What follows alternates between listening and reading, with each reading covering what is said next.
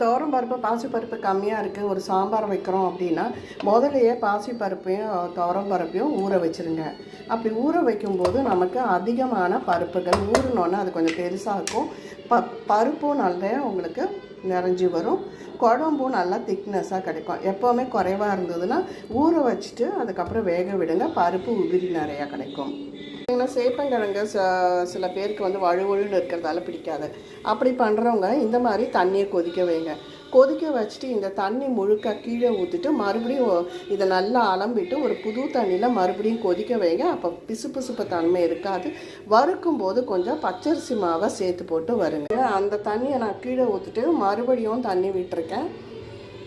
தண்ணி விட்டு இது கொதித்து வரும்போது மேலே அந்த வழுவழுப்பு தன்மையாக இருக்கிற நுரக்கட்டி இருக்கோங்க, அதை நம்ம கீழே ஊற்றிட்டோன்னா நமக்கு வந்து பிசுபிசுப்பு தன்மை எல்லாம் இருக்கும்.